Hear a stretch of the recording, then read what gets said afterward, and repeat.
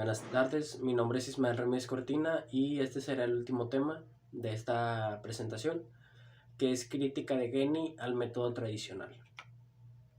Bueno, empezamos con el índice, como ya sabemos, el cual cuenta con un propósito de aprendizaje, un glosario, el tema principal que es crítica de Geni al método tradicional, limitaciones, una conclusión personal y por último la bibliografía.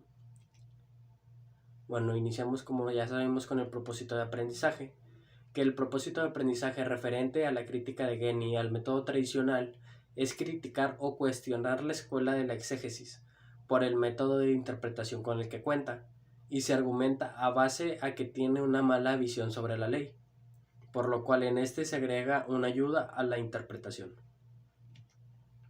Seguimos con el glosario.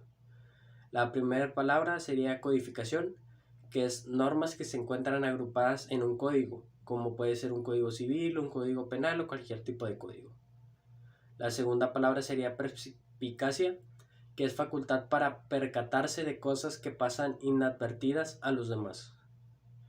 Y la tercera palabra sería solemnidad, que es conjunto de requisitos legales o de formalidad para la validez de un acto jurídico o para la eficacia de una manifestación de la voluntad. Bueno, pasamos con el tema crítica de Geni al método tradicional. Las conclusiones a que llega la escuela de la exégesis derivan de una falsa idea sobre la importancia y el sentido de la legislación y las codificaciones. El legislador no puede atribuirse el monopolio de la formulación del derecho, porque su actividad tropieza con una serie de barreras insuperables que derivan de la naturaleza misma de las cosas. Por otra parte, si se acepta que la ley emana de la inteligencia y las voluntades humanas y que esta voluntad y esa inteligencia, por regla general colectivas, se expresan en fórmulas concebidas en el mismo lenguaje de aquellos a quienes se dirigen, no es posible dejar de admitir dos limitaciones. Bueno, aquí pasamos con las limitaciones, que la primera sería, en primer lugar, deberá conocerse que la ley como obra humana es forzosamente incompleta, por grande que sea la perspicacia de sus redactores.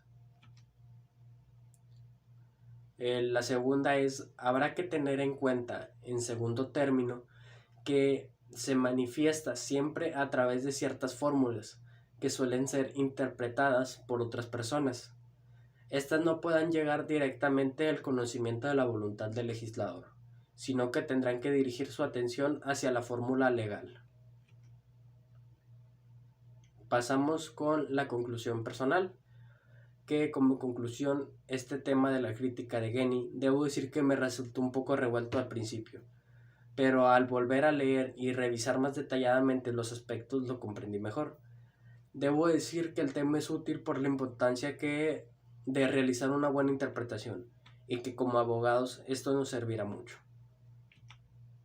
Y por último, como ya sabemos, la información fue sacada del libro de texto de Introducción al Estudio del Derecho de Eduardo García Maínez y sobre una página de internet. Gracias.